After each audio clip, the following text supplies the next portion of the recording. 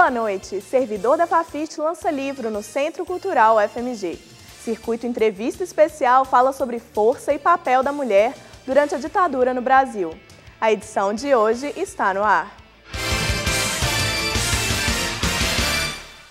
A linguagem como centro do estudo da gramática é o tema da aula inaugural do curso de Letras, programada para amanhã, 9 de março, nos auditórios do CAD 2, a partir das 9 da manhã. A aula, ministrada pela professora Maria Helena de Moura Neves, da Unesp, é a primeira atividade do ciclo de palestras Letras Debate. Durante a passagem pela UFMG, a conferencista vai lançar seu mais novo livro, A Gramática Passada a Limpo. E amanhã também tem lançamento de livro no Centro Cultural UFMG.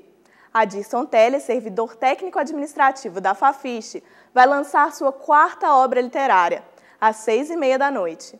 A repórter Janaína Coelho traz os detalhes. Na quarta obra do autor, Ferrovia, o leitor é convidado a fazer uma viagem de volta ao passado a bordo de uma locomotiva para conhecer uma cidade que cresceu com a imagem do trem de ferro. Para falar sobre a obra, a gente conversa com o autor, que é auxiliar administrativo aqui da UFMG, o Adirson Teles. Adirson, primeiro, como é que é a vida de escritor? É uma vida de sonho e de reflexões. A gente vive uma nostalgia, tenta passar para o leitor alguma coisa que possa despertar o interesse dele pela leitura e para despertar a imaginação dele, desenvolver a criatividade do leitor ao entrar na história. E na história da ferrovia? Na história da ferrovia, a minha intenção é fazer esse transporte do leitor ao passado. Entre 1940 e 1950, fazendo uma viagem pelo interior de Minas, onde as linhas de ferro estão abandonadas. E a gente quer restaurar isso, resgatar essa imagem, romanceando essas estradas de ferro. Você já tem outras 3 obras publicadas. Sim, o primeiro, Maré de Vento. O segundo, Pecados e Segredos Após a Meia-Noite. Terceiro, Uma Vida Entre Nós. E agora, Ferrovia. Dando o serviço do livro, quando ele vai ser lançado, como é que faz para adquirir um exemplar? Amanhã, dia 9, lançamento no Centro Cultural da UFMG, Avenida Santos Dumont 174, no centro. O livro pode ser adquirido lá. Após o lançamento, pode me pedir por e-mail literaturaMineira@gmail.com.br. Agora as pessoas têm que ajudar, né, Adirson? Porque ser escritor não é fácil. É um incentivo, né? Um incentivo sempre é bom, porque a gente sonha e quer tornar realidade esse sonho. Já que a gente tem que acreditar no nosso sonho para ele tornar realidade, o incentivo empolga e estimula a gente a continuar sonhando e realizando. Ok, muito obrigada pela entrevista, parabéns pela iniciativa. Então, no e-mail que aparece na tela, você tem mais informações sobre como adquirir essa obra. Janaína Coelho, para o Circuito UFMG. O lançamento será amanhã, às 6h30 da noite, no Centro Cultural UFMG, que fica na Avenida Santos Dumont 174, no centro da capital. Neste dia 8 de março, o Circuito Entrevista é especial e vai falar sobre a força e o papel da mulher num dos períodos mais sombrios da história do Brasil. A convidada de hoje é a professora do Departamento de Psicologia da UFMG, Ingrid Nascimento. Março começou e 2 datas importantes são lembradas neste mês. Hoje, dia 8, o mundo comemora o Dia Internacional da Mulher. O próximo dia 31 marca os 49 anos do início do golpe militar que culminou na ditadura. O momento de discutir a relação entre mulher e ditadura não poderia ser melhor. Qual a participação delas durante o período? O que mudou depois do regime?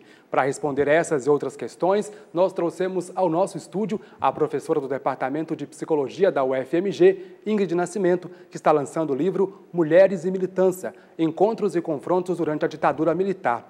Boa noite, professora. Bem-vinda ao Circuito. Obrigada, é um prazer. Bom, você entrevistou para o livro 11 militantes mulheres. O que elas relatam no livro? No livro, a gente tem uma composição um pouco da trajetória de vida delas, né? Desde a composição de militância até um pouco como é que elas veem toda essa situação hoje, na vida delas ou na conjuntura do país, enfim. Então, o livro reúne um pouco narra, né, essa socialização política e essa socialização de gênero dessas mulheres, com 2 composições importantes, porque no contexto da ditadura, além de militantes, elas estavam sendo mulheres que estavam subvertendo a ordem do lugar da mulher naquele momento, que a identidade feminina ela é postada, naquele momento principalmente, muito para o campo privado. esposa, mãe, mulher para o casamento, e essas mulheres rompem com isso completamente. Elas entram no campo da política, elas começam a ter comportamentos, né, que não são os apropriados para as mulheres daquela conjuntura, e elas com isso abrem uma série de condições para a inserção das mulheres em novos campos, na política, na carreira, uma outra relação com a conjugalidade, com o casamento, com a maternidade, nada disso com pouco conflito, com muito conflito. Elas sofriam ambiguidades demais nessas inserções, mas com um cenário muito significativo pelo que veio de se desenvolvendo para o lugar da mulher a partir disso. Ou seja, são duas lutas, né? Uma luta contra a ditadura e outra pelos direitos das mulheres. Isso torna a ditadura para elas ainda mais difícil, mais complicada de ser enfrentada? Eu acho que sim. Porque essas mulheres, isso era usado tanto pela repressão quanto pela sociedade também, em termos gerais. E elas estão aí no contrapeso dessa condição, tendo que se haver com todos esses elementos. Então, para a repressão, elas eram duplamente transgressoras. Porque, veja, além delas estarem contra o regime, elas também estavam contra a ordem da moral vigente. E, sendo mulheres, elas eram certamente vistas como aquelas que também criariam novos subversivos. Então, a condição da maternidade ela é um ponto acaba sendo muito fundamental para essas mulheres, porque ao mesmo tempo que elas tinham que se fortalecer no contexto da repressão, tortura, prisão, clandestinidade, e a maternidade, por exemplo, como uma referência muito significativa do lugar delas, tornava uma condição de risco, porque a maternidade as colocava em risco, fragilizava o lugar, tanto frente às organizações, que interferiam completamente nisso, quanto nas suas relações com seus companheiros de conjugalidade e também em relação à repressão. Então, a maternidade, ela ao mesmo tempo coloca as mulheres nesse lugar de se questionar se eu quero ou não ser mãe, se eu vou poder ser mãe, o que eu faço com isso e com a militância, e ao mesmo tempo faz com que elas pensem que elas estão gerando vida num contexto de morte. E isso alça elas de sucumbir aí ao contexto da repressão, né? Na prisão, na tortura e tudo. Então tem esses dois lugares que é ambíguo de certa forma, né? E professora, como é que essas mulheres foram escolhidas? Bom, não foi efetivamente uma escolha, isso é uma questão interessante. Num trabalho dessa natureza, onde as pessoas têm muita resistência em falar, porque, veja, tem mulheres desse conjunto das 9 que nunca tinham contado sua história, nenhuma vez na vida, nem para os filhos. Então, se haver com essas questões não era a coisa mais simples do mundo. Elas precisavam de um período de preparação para isso, eu precisei de um período de preparação para isso, no sentido de compor uma característica para a entrevista, de maneira que fosse uma troca e não um conjunto de fatos que eu estivesse buscando. E elas tinham que reconhecer isso na conduta da conversa, da entrevista.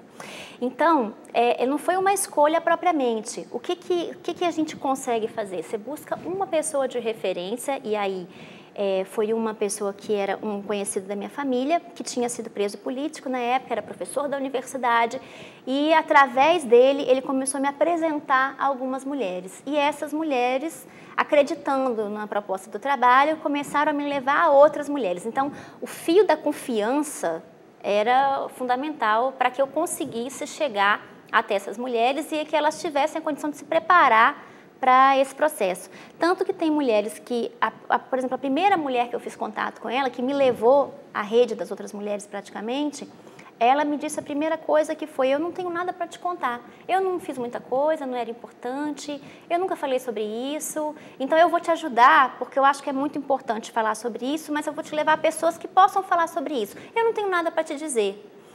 E ela foi a primeira que eu entrevistei, depois de mais ou menos uns 6 meses do primeiro contato, mas eu tive mulheres que do primeiro contato até o dia da entrevista levou 1 ano para que eu pudesse Muitas dessas mulheres foram torturadas, né? Você conta também no livro que muitas chegaram até a pedir a morte, foi isso?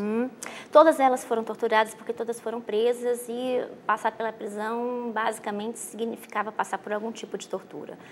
E assim, uma delas, ela sofre muita tortura, ela é uma dirigente estadual, ela sofre muita tortura, ela é presa em Minas e acaba passando por outros centros de tortura, e ela é mandada para o Rio de Janeiro, para a Casa da Morte, que era o principal centro de tortura clandestino no Rio.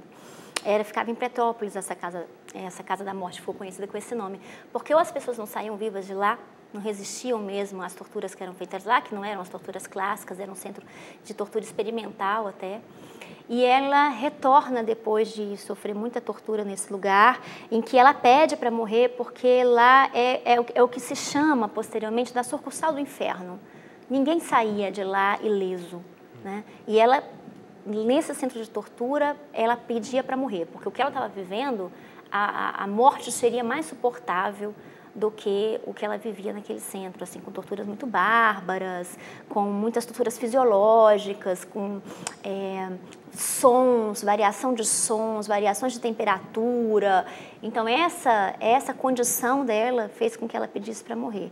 E ela acha que ela não consegue entender, ou se ela não morreu, como é que ela não enlouqueceu.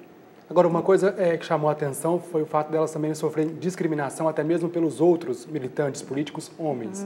Foi isso? Sim.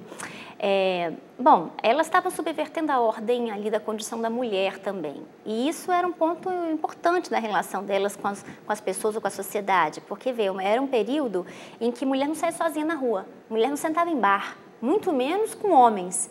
Então, o comportamento delas na militância já subvertia essa ordem. Então, no geral, as mulheres militantes eram vistas de forma muito preconceituosa, né? E elas eram consideradas que não eram mulheres de famílias, meninas de famílias. Meninas, nós estamos falando de mulheres que naquela época tinham 16, 17, 21 anos no máximo. Então, não eram consideradas meninas de família, havia ali uma ideia de que na militância tinha um comportamento sexual, uma vida ativa sexual, que não era nem um pouco pensada para a época. Então, ali vivia isso. No conjunto com os homens, havia a consideração de pensar a mulher para aquilo que era o lugar dela. Então, na maior parte das vezes, as ações em que elas estavam presentes reproduzia esse lugar. Então, elas eram fachada para namorado, elas cozinhavam, né? Elas também tinham essas funções tipicamente consideradas femininas. E elas não achavam que isso era uma coisa boa, de jeito nenhum. Elas também se revoltavam um pouco com essas condições. Por que tem que ser a gente para fazer? Né? Por que tem que ser a mulher que vai fazer isso? Né? Então, para terminar, qual a importância então que elas deixam para os dias de hoje, para as mulheres de hoje? Não só as 11 militantes que você entrevistou e as 9 que entraram no livro, mas também todas as outras militantes mulheres durante a ditadura.